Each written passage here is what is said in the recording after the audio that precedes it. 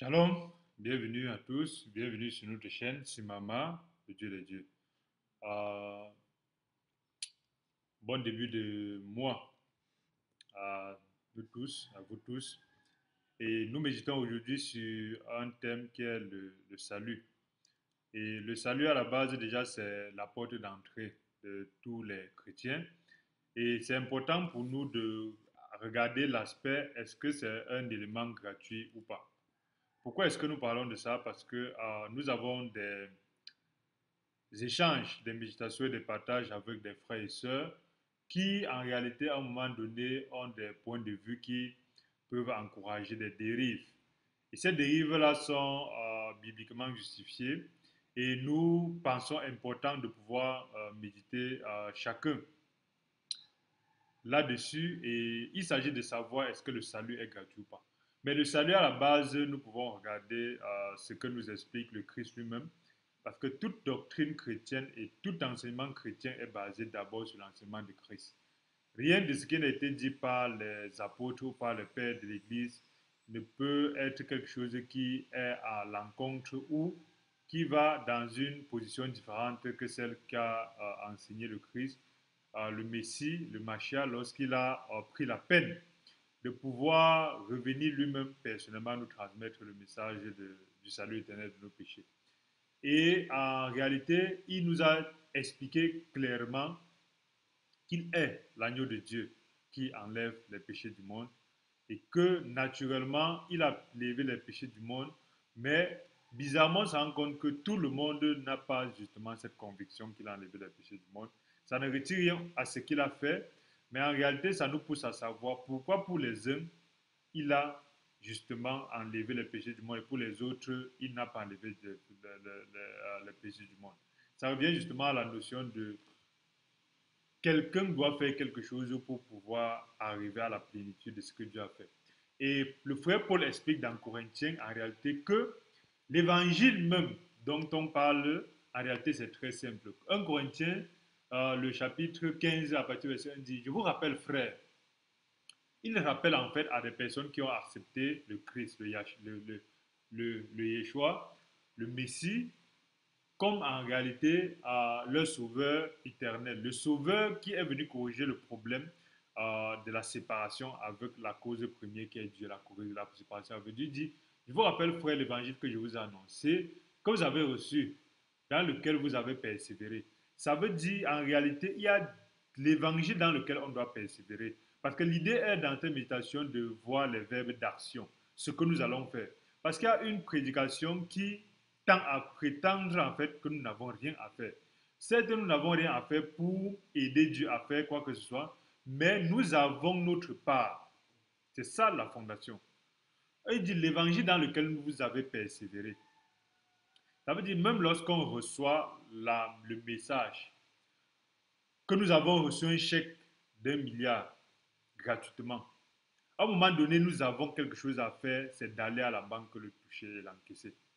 Les gens qui prétendent en réalité que parce qu'on a reçu 1 milliard, on est devenu riche, on a toutes choses, effectivement, ça semble vrai. Mais tant que tu n'es pas allé à la banque encaisser, tu vas te retrouver en train d'être incapable de combler tes besoins, justement, parce que tu n'as pas eu de la persévérance à matérialiser le message. Ce n'est pas parce que tu te lèves, tu te pars à la banque que ça fait que tu as participé à ce qu'on te donne le chèque. Mais ça fait justement que la personne qui t'a donné le chèque gratuitement pour l'éternité, 100% par la grâce, en réalité, indique que tu dois faire ta part. Et c'est cette part-là qui est ce qui nous permet de dire que le salut n'est pas gratuit. Pourquoi? Parce que des frères et des sœurs arrivent à comprendre la Bible comme si Dieu a tout fait et qu'il n'a rien à faire. Et en ce moment, ça crée beaucoup d'amalgame. Pourquoi? Parce que dire le contraire, lorsqu'on a dit que non, ce n'est pas le cas, ils disent qu'on a dit qu'on doit aider Dieu dans le salut, ou que le salut c'est 99% le travail de Dieu et 1% le travail de l'homme. Non, non et non. Nous ne disons pas que le salut c'est 99% le travail de l'homme et 1% le travail de Dieu. Nous disons que lorsque Dieu a fini son 100%, il y a deux types de personnes. Ceux qui font l'acte de foi, l'acte de croire, l'acte d'acceptation, l'acte de repentance, l'acte de persévérance, l'acte de découvrir chaque jour qu'on doit quitter d'un bord à un autre, l'acte de méditer chaque jour, l'acte de lire sa parole chaque jour, ces actes-là sont les verbes d'action. Ce sont des choses qu'on fait. Ce sont des choses qui différencient celui qui fait et celui qui ne fait pas. Les deux ont reçu gratuitement, les deux ont reçu gratuitement, mais l'un qui fait et l'autre qui ne fait pas, en réalité, ont des résultats totalement différents. Et ça s'applique dans toutes les parties de la vie. Ce n'est pas parce qu'un père, par amour pour ses enfants, pour sa famille, pour sa femme ou ses femmes, arrive à un niveau où il leur paye de la nourriture, il leur paye en fait de la pension pour aller à l'école, il paye tout ce dont ils ont besoin, que ce n'est pas parce qu'il a payé ça gratuitement, sans l'intervention de ces personnes, que ces personnes-là vont oublier qu'il faudra aller à la cuisine préparer cette nourriture-là. Il y a dans cette maison-là la nourriture en abondance, mais il y a les paresseux qui pensent que comme on a tout fait, ils vont s'asseoir et la nourriture va entrer dans leur bouche naturellement.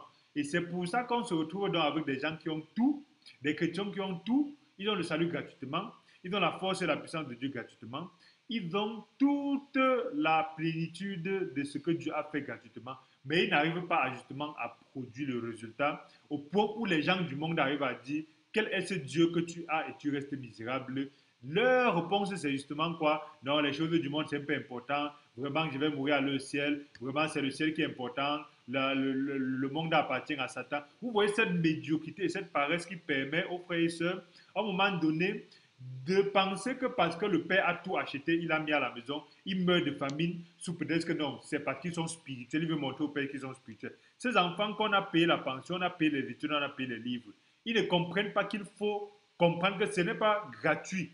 Il faut qu'ils aillent lire ces livres-là, apprendre. Ils portent leurs pieds par à l'école. Ils doivent, même qu'ils arrivent à l'école, être concentrés. Ils doivent avoir de la persévérance, avoir la capacité de trier entre leur chair qui veut jouer, aller jouer, bavarder avec les amis, et la voix du professeur qui est devant en train de distiller la connaissance qu'on lui donne gratuitement parce que c'est le parent qui a payé à 100%.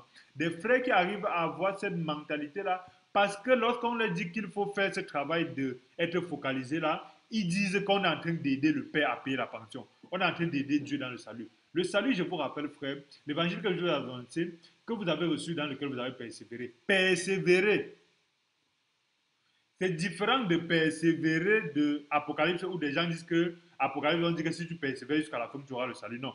Cette persévérance jusqu'à la fin, dans Apocalypse, c'est si tu continues à rester fondé sur le Christ, tu ne peux pas ne pas avoir justement la vie éternelle. Si tu continues à rester fondé sur Christ, mais les gens ont cru que cette persévérance, c'était les actes.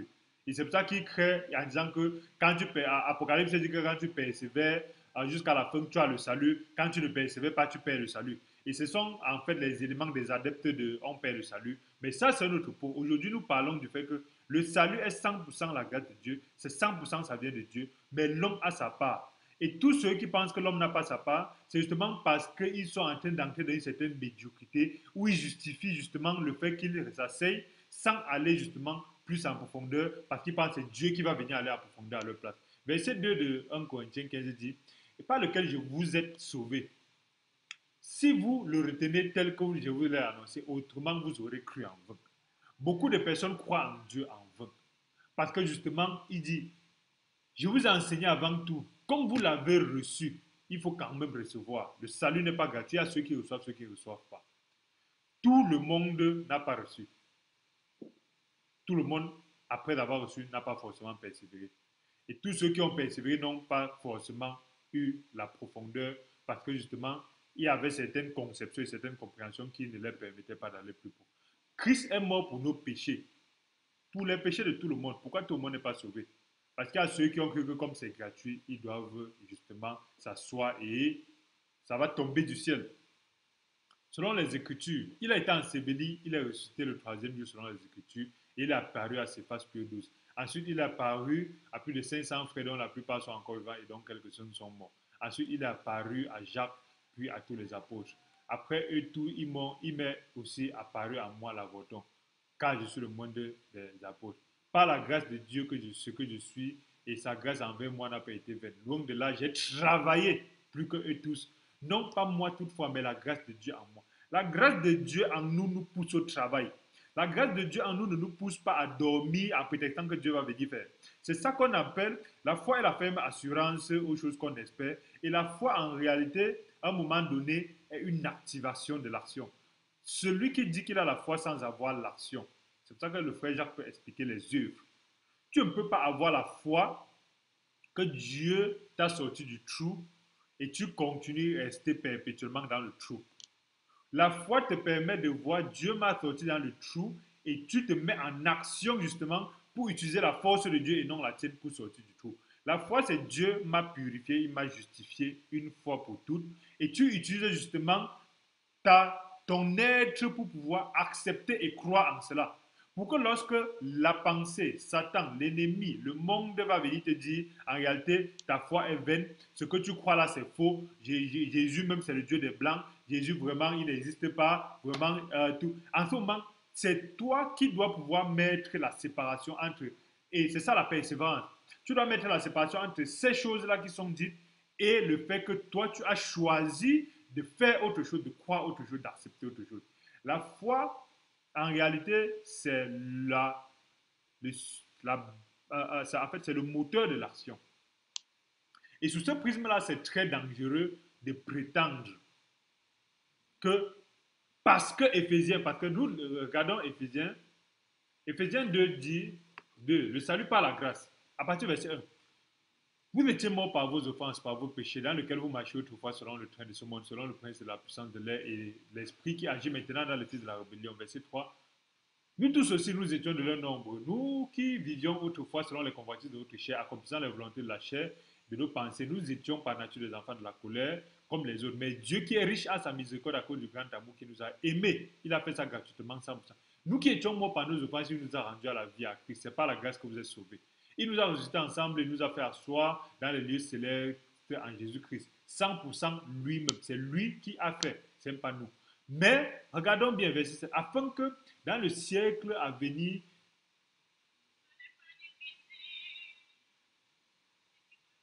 afin que dans le siècle à venir, nous puissions comprendre l'infinie richesse de sa grâce par sa bonté envers nous en Jésus-Christ. Car ce n'est pas la grâce que vous êtes sauvés par le moyen de la foi. Cela ne vient pas de vous, c'est le don de Dieu. Ce n'est point par les œuvres afin que personne ne se glorifie. Car nous sommes son ouvrage ayant été créé en Jésus-Christ pour les bonnes œuvres que Dieu a préparées d'avance afin que nous les pratiquions. Parce que ce verset-là est le verset phare et fondamental qu'utilisent les frères et sœurs pour dire que comme le salut est gratuit, nous devons nous asseoir parce que c'est Dieu qui a fait. Justement, on dit que ce n'est pas la grâce que vous êtes sauvés, pas le moyen de la foi. Cela ne vient pas de vous, c'est un don de Dieu. Le Père qui a acheté la nourriture et a donné à la maison pour tout le mois, ce n'est pas la grâce, c'est 100% un don. Le Père qui a payé ta pension, ce n'est pas la grâce, c'est 100% un don. Mais la nourriture qu'il a achetée, t'a donné à 100%, c'est pour que tu comprennes le verset 10. Le verset 10 dit quoi? Car nous sommes son ouvrage. Vous êtes ses femmes ou sa femme, c'est pour ça qu'il achète la nourriture. Vous êtes son ouvrage. Vous êtes ses enfants, c'est pour ça qu'il vous paye la pension. Vous êtes son ouvrage. Pourquoi est-ce que vous êtes ses femmes? Pourquoi est-ce que vous êtes sa femme? Pourquoi est-ce que vous êtes ses enfants? C'est parce que justement, il vous donne cela gratuitement, parce qu'il vous a prédestiné à être des personnes qui allaient cuisiner ce qu'il vous a donné gratuitement. C'est parce qu'il a prédestiné à ce que vous soyez des enfants qui allaient aller à l'école pour fréquenter parce qu'il vous a payé la pension gratuitement. C'est pour ça qu'il dit, Dieu a préparé d'avance. Tout mari qui paye la nourriture gratuitement pour la semaine ou pour le mois, à sa famille, c'est parce qu'il a préparé que cette famille doit cuisiner cette nourriture-là. Ce n'est pas parce qu'il fait cela parce que la famille va aller s'asseoir et dire que comme papa a préparé gratuitement la nourriture, nous allons nous asseoir. Ce type de personnes-là meurt de famille. Ce type de chrétiens qui pensent qu'on ne fait rien, que le salut est gratuit et que comme c'est gratuit, on ne va rien faire. Ils passent à côté de la même parole parce qu'ils aiment utiliser le verset 8. Ils oublient que le verset 10 dit, vous devez pratiquer les bonnes œuvres que Dieu a préparées. Pratiquer les bonnes œuvres. Ce n'est pas Dieu qui doit pratiquer à notre place. Parce que lorsqu'on dit ça, les gens se mettent à discuter. Lorsqu'on les présente justement Ésaïe chapitre 1, où Dieu dit clairement, venez, je vais vous purifier. Mais vous devez venir, je vais vous purifier. Repentez-vous, changez de chemin. C'est lui qui purifie 100% gratuitement. Le salut est 100% gratuitement. L'évangile est 100% gratuitement. Mais il faut quand même qu'à un moment donné, ce n'est pas que tu aides Dieu. Ce n'est pas que il fait 99%, tu fais 1%. C'est que lorsque le Père a dit venez, il a dit aussi ça dans Matthieu. Venez à moi, vous tous qui êtes chargés et fatigués, je vous donnerai du repos. Il n'a pas dit que je vais aller vous chercher où vous êtes. Il n'a pas dit je vais aller vous porter où vous êtes pour vous forcer. S'il le fait, en ce moment, le méchant aura le droit aussi de dire Dieu, tu as porté le juste et tu ne m'as pas porté. Dieu n'est pas injuste. Dieu a tout fait pour tout le monde. Il y a ceux qui pensent que comme c'est gratuit, ça sert et ils n'obtiennent pas. Il y a ceux qui comprennent ça et se déplacent. C'est pour ça que c'est important, ce déplacement. Il dit bien, ayant été créé en Jésus-Christ pour les bonnes œuvres. L'œuvre, frères et sœurs, méfiez-vous des gens qui vont vous dire qu'il n'y a pas d'œuvre à pratiquer dans le corps de Christ.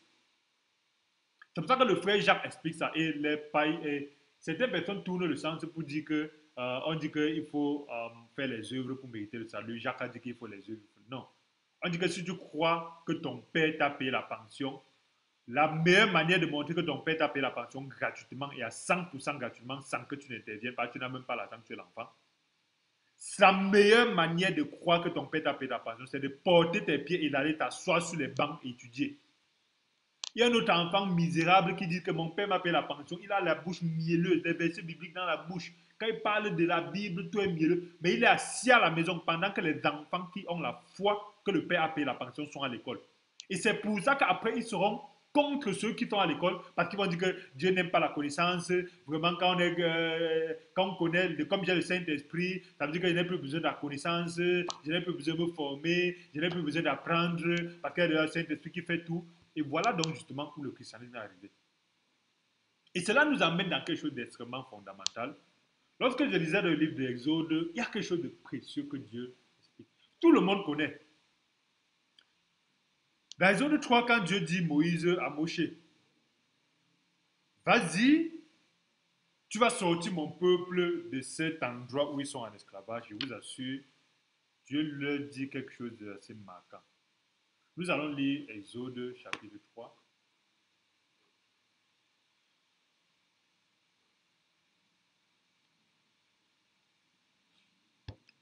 À partir du verset 6, il dit, il ajouta, je suis le Dieu de ton père, le Dieu d'Abraham, le Dieu d'Ishak, le Dieu de Jacob, le Dieu de Moshe. Moshe cacha son visage et quand il criait de regarder Dieu. Ok, Dieu est comme mille soleils.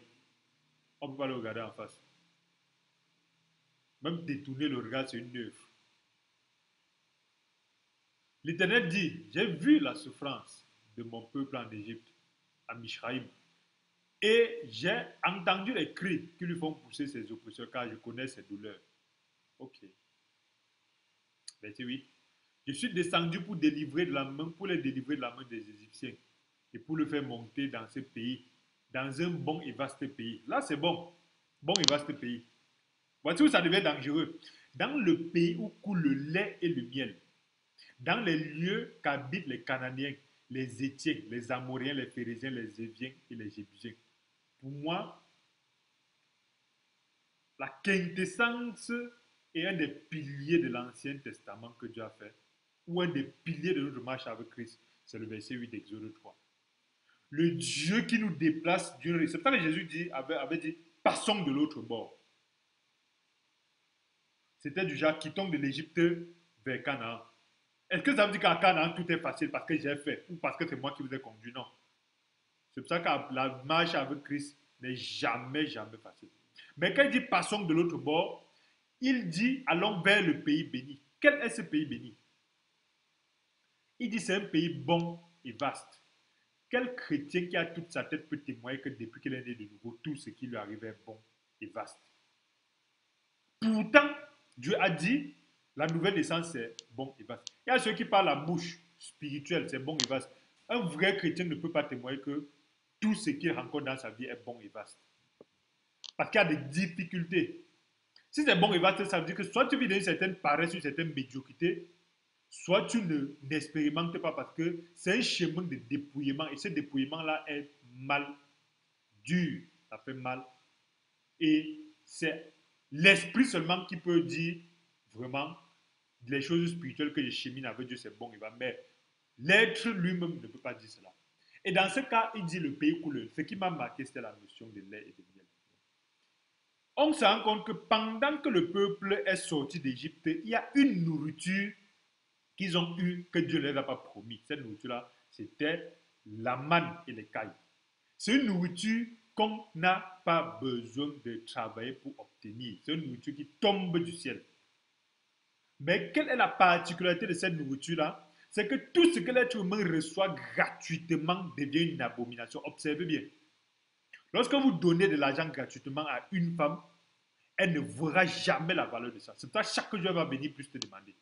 Lorsque vous donnez les choses gratuitement à vos enfants, ils ne verront jamais la valeur. C'est pour ça que lorsque vous lui donnez une nouvelle chaussure, il cherche la chaussure qui est devant ça. Un nouveau téléphone, il cherche que tu lui donnes la version qui est après ça. Tu lui achètes la voiture, il veut une nouvelle voiture. L'enfant qui ne reçoit pas gratuitement connaît la valeur d'une paire de chaussures. Avec Dieu, il sait que lorsqu'il nous donne les choses gratuites, c'est un principe lié à l'être humain. Ce n'est pas lié qu'il est mal éduqué. L'être humain, lorsqu'il reçoit gratuitement, il ne peut pas donner de la valeur à ce qu'il reçoit gratuitement. L'oxygène que nous respirons est gratuit. Mais lorsqu'on s'en va à l'hôpital, on a des problèmes respiratoires, on se rend compte que cet oxygène-là, la bonbonne, c'est près de 50 000 francs CFA. On se rend compte que tout ce qu'on a reçu gratuitement, là, on ne donnait pas là-bas. L'eau à boire est extrêmement gratuite. Mais lorsqu'on se retrouve en train d'être privé d'eau pendant un jour, 2 jours, là, on comprend la grâce. La grâce ne peut pas se percevoir. Le 100% que Dieu a fait là n'a de valeur que pour ceux qui connaissent que ce n'est pas gratuit et qu'on a souffert pour l'avoir. Et qu'on comprend qu'on a souffert pour l'avoir, on ne peut pas donc s'asseoir et ne rien faire. Ce sont les paresseux qui ne font rien de la grâce 100% de Dieu. Pourquoi? Parce que le manne, au début, parce que ça tombait du ciel et parce que la manne est tombée du ciel, qu'est-ce qu'ils ont dit? Ils ont dit que ça a le goût du gâteau au miel. Mais plus ils ont reçu la manne gratuitement, plus ils ont dit que ça a le goût d'un gâteau à l'huile.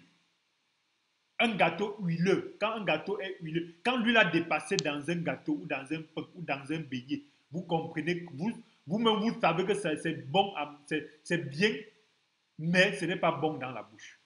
C'est la même manne qui n'a pas changé. Quand c'est gratuit, on méprise.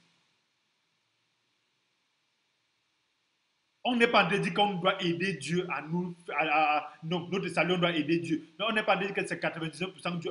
Mais on dit que ce qui est gratuit, en réalité, quand ça arrive dans le cœur d'un paresseux, ça devient la malédiction. Ce qui est 100% gratuit, la grâce, quand ça arrive dans le cœur d'un paresseux, c'est pour ça que c'est pas qu'il dort, hein. C'est qu'il utilise la Bible pour une certaine médiocrité, une certaine nonchalance. Et c'est ça qui fait qu'après se moque. Regardez-vous les chrétiens. Le Dieu du blanc est venu vous monter. Parce qu'ils sont dans une certaine misérabilité. Ils n'ont l'excellence dans rien. Parce que même l'excellence, là, quand tu lui dis, il dit que c'est Dieu qui doit venir le rendre excellent. Observez bien ce type de personne que pour tout, c'est Dieu qui fait tout là. Dans son travail, il ne pense pas qu'il peut innover, il peut être excellent. Non, parce qu'il pas. Non, c'est la grâce. Vraiment, c'est Dieu qui peut permettre que j'innove. Si ce n'est pas la volonté de Dieu, ne peut pas innover. Vraiment, c'est. Même quand il faut aller faire les champs pour nourrir 1000 personnes. Il faut que non, vraiment, c'est Dieu qui peut nourrir les oiseaux. Vraiment, c'est Dieu qui nourrit les oiseaux. Vraiment, on n'a pas besoin de. Quand il faut avoir les ressources pour aider les autres, vraiment, l'argent, c'est pour maman, c'est pour le diable. Vraiment, vous voyez, c'est la grâce, tout c'est la grâce. Si je respire, c'est la grâce. Vraiment, si je mange aujourd'hui, c'est la grâce de Dieu. Si demain je ne mange pas, Dieu l'aura voulu. Vraiment, si aujourd'hui je lis ma Bible, vraiment, c'est la volonté de Dieu. Je ne peux rien faire de moi-même. Oui, c'est une paresse, misérabilité pour. Et vous voyez les résultats de ce type de personnes-là, c'est ça. C'est pour ça que j'ai beaucoup de respect pour les frères pentecôtistes qui, à un moment donné, comprennent que Dieu, c'est un Dieu de l'excellence. C'est ça, vous voyez, on aura beau dire des choses sur eux, mais ils se donnent envie de s'intéresser au Père du chrétien. Parce que quand tu le vois, il ne se considère pas. Quand il fait son œuvre, Donc, c'est ce type d'enfant-là qui connaît la valeur de son père. Et parce qu'il connaît la valeur de son père, même lorsqu'il brosse ses dents, c'est une œuvre. Ce n'est pas gratuit. Le père a acheté la Colgate, le père a enseigné, le père a tout donné. Mais lorsqu'il brosse ses dents, il brosse parce qu'il se dit, mes dents doivent être blanches comme les dents d'un fils de roi. Les autres ont la Colgate gratuite de Dieu. Les dents sont jaunes comme les caries dentaires, jaunes comme les mangeurs de cola. Ils disent que non, c'est la grâce. C'est Dieu qui a voulu que mes dents soient jaunes. Et après, quand on va se moquer, regardez-vous, vous dites que vous servez Dieu avec les dents carrées, des trucs, vous ne ressemblez à rien. Ils disent que non, c'est parce que non, vraiment, la chaîne ne sert à rien. Vraiment, c'est l'esprit qui vivifie. Vraiment, notre maison au ciel. Je n'ai pas besoin d'avoir que. Et c'est ce qui poussait le Monseigneur Dormo, Albert, qui disait, vraiment, et c'était même catholique en plus, il disait non, Dieu n'a pas, ne parlait pas de Dieu aux gens comme si la terre n'existait pas. Parce qu'on l'a accusé que non, en tant qu'homme de Dieu, à Konsamba, parce que en fait, c'est un homme de Dieu qui, au Cameroun, lors des périodes des indépendances, pour ses indépendances, a lutté à sa manière pour ceux qui voulaient la vraie indépendance du Cameroun. C'est pourquoi il pouvait à un moment donné, et il avait une particularité, c'est qu'il était d'une ethnie qui est assez, qu'on le veuille ou pas, résiliente, une ethnie qui ne dort pas, qui ne paraisse pas, une ethnie qui en réalité, on aurait dû enseigner ça pour que chacun puisse connaître les particularités des autres. Moi, on essaie juste de laisser les gens dans un tribalisme. C'est une ethnie qui, dû au fait que dans tous les 4432, les 445 432 000 km, 445 450 000 km² du Cameroun, on les a donné une très petite partie. Le blanc les a poussés et les a coincés dans une très petite partie. Ça fait qu'ils n'ont pas assez de terre. Ils sont très nombreux, mais pas assez de terre. Ça fait qu'ils sont obligés donc de sortir, aller ailleurs pour pouvoir s'en sortir. Parce que quand vous êtes dans une famille où vous êtes 15, dans une maison de 2 chambres, vous voyez que ce n'est plus, on ne dort pas sur ses lauriers, on est obligé d'aller se battre.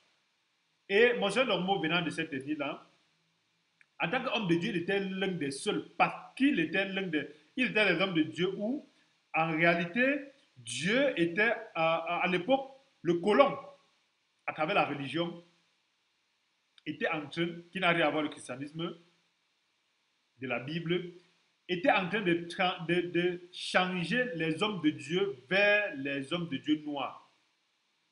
Par les premiers hommes de Dieu, au Cameroun particulièrement, c'était les noirs, c'était deux.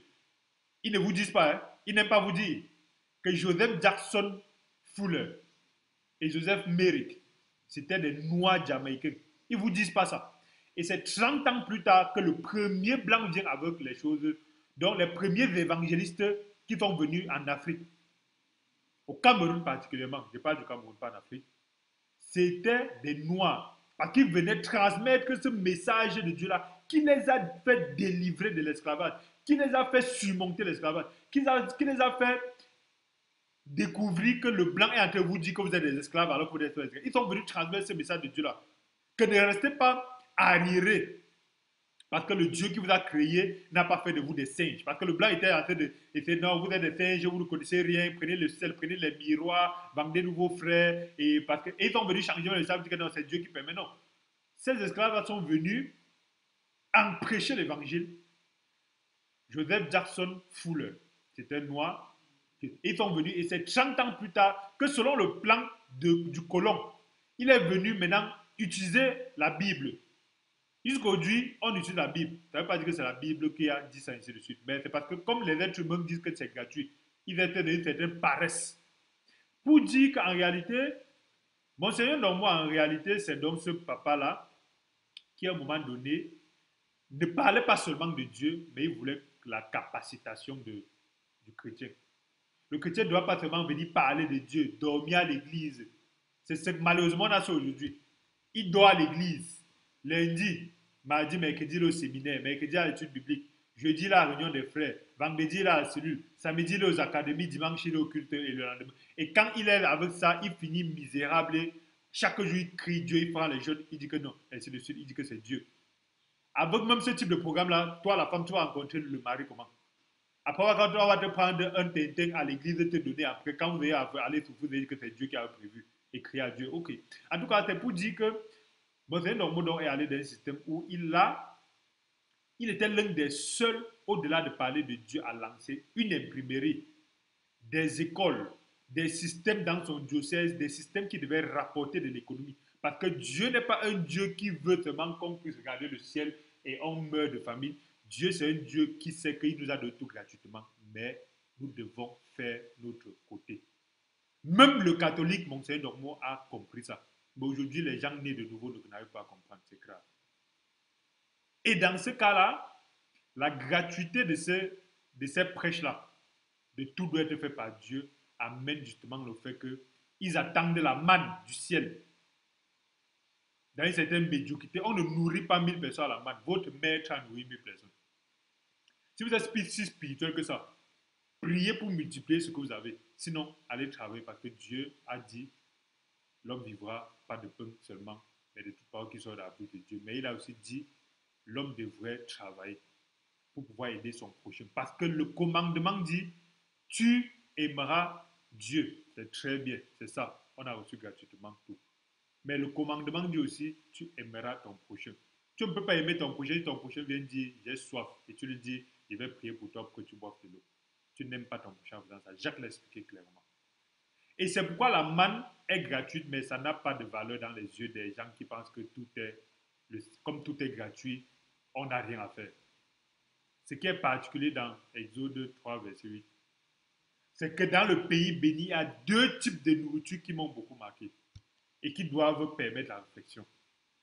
Le lait et le miel. Pourquoi le lait et le miel? Le lait, justement parce que le pays béni est gratuit. Le lait qui est là-bas est gratuit, le miel qui est là-bas est gratuit, mais tu dois faire quelque chose.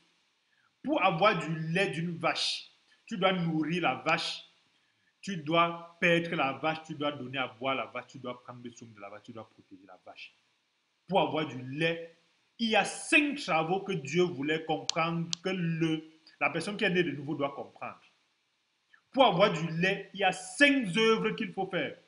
Il n'y a que les paresseux qui s'asseyent, ils pensent qu'ils vont s'asseoir et avoir du lait gratuitement. Lorsque Dieu dit j'étais de gratuitement du lait, en réalité, comme Éphésiens 2, verset 10, il a préparé en fait des œuvres que tu dois pratiquer. Dans le lait gratuit qu'il te donne à 100%, comme Éphésiens 2, verset 8 le dit, il a préparé aussi ce qu'il a que tu pratiques dans Éphésiens, le même chapitre 2, le verset 10. Les œuvres d'avance que tu dois préparer. Pour avoir le lait gratuit, tu dois pouvoir paître la vache et la brebis. Tu dois la protéger. Tu dois la nourrir. Tu dois lui donner l'eau à boire. Et tu dois toi-même aller même tirer le lait. Parce que la brebis ne pisse pas gratuitement dans ta bouche. C'est pas parce que Dieu a dit, je vous donne le lait et le miel gratuitement. La brebis ne va pas venir t'asseoir parce que tu as reçu gratuitement. La brebis va pisser. La brebis, le lait ne coule pas gratuitement, même de la pisse de la vache. Il faut qu'on aille faire une œuvre de tirer. Donc ne confondons pas gratuit 100% avec la paresse. Tout ce qui est gratuit vient avec l'œuvre. Même l'air qui est gratuit, tu dois respirer. Même si tu penses que c'est pas toi qui respires, c'est ton corps qui respire. Il y a une partie de ton corps, le système paralymphatique, que s'il s'arrête, malgré le fait que l'air entre dans tes, tu ne vas pas respirer. Ne confonds pas la conscience de respirer et le fait. Ton corps respire. Il y a des gens dans ton corps qui travaillent pour que tu puisses respirer. Ce n'est pas parce que tu n'es pas conscient que tu vas penser que non, c'est gratuit, c'est gratuit. Non. Il y a un système dans ton corps qui fait que pendant que tu dors, ce système-là, tu respires. Ça fait partie de ton être. Donc la gratuité de la vache, je vais arriver au pays béni, comme Dieu m'a donné le lait, je vais retrouver les vaches gratuitement, je ne vais pas entretenir, je vais m'asseoir. La vache va venir pisser dans ma bouche. Parce que Dieu a dit qu'elle veut le lait. Ce sont des bébés spirituels qui ont ces compréhensions-là. Deuxième chose, le miel. Pourquoi il a dit le lait? Parce qu'il faut prendre soin de la source du lait. On ne dit pas que ce n'est pas gratuit. Deuxième chose, pourquoi est-ce qu'il a dit le miel? Les paresseux pensent qu'ils vont aller avoir le miel biologique ou le miel sans les abeilles. Dieu est en train de te préparer aux œuvres d'aller combattre les abeilles. C'est pour ça que face au combat de ces combats-là, il y a les paresseux qui s'asseyent. Et ça me rappelle Goliath au champ de bataille. Au champ de bataille, chaque matin, Goliath sortait midi. Que bande de rien, vous dites que vous avez un Dieu. Pendant que vous êtes sortis d'Égypte, c'est le hasard qui vous a fait gagner nos parents. Vous dites que vous avez battu nos parents. Le roi même, qui était celui qui est capable de percevoir la puissance de Dieu, était assis. Chaque jour, il écoutait, Dieu va nous aider. Les paresseux d'aujourd'hui, qui disent que le salut est gratuit. Ils sont assis. Chaque matin, l'ennemi vient. Non, Dieu, j'ai pris beaucoup, je médite, j'ai prêché la parole. Il y a un petit qui est sorti, il a dit oui, c'est gratuit. Mais il a fait l'œuvre de prendre le caillou, mettre dans le domo et de viser. Est-ce que c'est sa force qui a tué Goliath? Non. C'est le fait qu'il est. C'est pour ça que Dieu dit, je donne la sémence aux semeurs. Je ne donne pas la sémence aux paresseux qui pensent que c'est gratuit. David est celui-là qui, pour matérialiser le fait que son père a tout fait gratuitement, s'est levé, il a dit, tu marches contre moi avec la lance et le javelot. Je marche contre toi avec le nom de Dieu. Il a dit je marche. Il n'a pas dit je m'assois contre toi. Il n'a pas dit je prie contre toi. Il n'a pas dit je médite contre toi. Il n'a pas dit je jeûne contre toi. Il a dit je marche. C'est l'œuvre. Le pays béni, c'est un pays où le lait, on doit travailler pour l'avoir. Malgré le fait que c'est 100% gratuit. Le pays béni, c'est un pays où le miel, on doit aller combattre les abeilles pour l'avoir. Parce qu'on n'obtient pas le miel gratuitement. Celui qui a compris que le pays béni, c'est un pays où il va aller s'asseoir dans une médiocrité parce que Dieu a fait le salut à 100% par la grâce. Il va recevoir tout. C'est ça qui fait justement le christianisme de la moquerie. On dit que vous êtes chrétien, regardez-vous. Regarde-toi. En plus, les mêmes chrétiens dans le monde. Ah non, c'est pour ça que quelqu'un du monde, quand il réussit, parce qu'il a appliqué les principes de Dieu, non, c'est Satan. C'est parce qu'il a fait les sectes. Il est entré dans la secte. Il allait faire les contrats.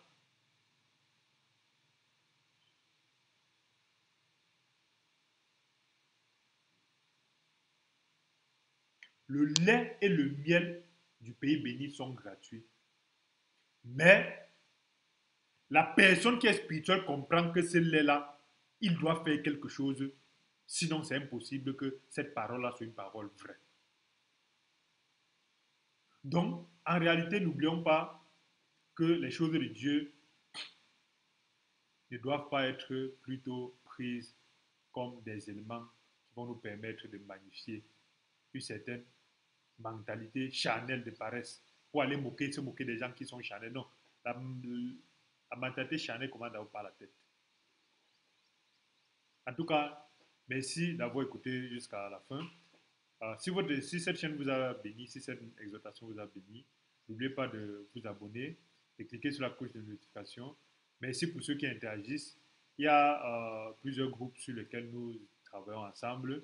Pour ceux qui sont intéressés, veuillez nous écrire à rvcu@gmail.com et nous pourrons en réalité échanger ensemble et méditer ensemble parce que ensemble nous partageons sur les choses du royaume, les choses de notre Père. Merci et n'oubliez pas de vous abonner et de cliquer sur la cloche de notification. De méditer encore plus sur l'ensemble des frères et sœurs qu'il y a dans la Bible. On peut voir que personne n'a reçu parce qu'il a fait quelque chose, mais toute personne qui a dans la Bible a reçu un bon témoignage de Dieu parce qu'à un moment donné, il s'est levé après avoir reçu gratuitement. Comme ce père-là qui nous a donné l'école gratuitement, il s'est levé, il a dit oui, par la foi au fait que mon père a dit qu'il m'a inscrit à l'école et je m'en vais fréquenter. C'est ça l'œuvre. La foi en ce que le Père dit te pousse à te déplacer. Merci et à bientôt.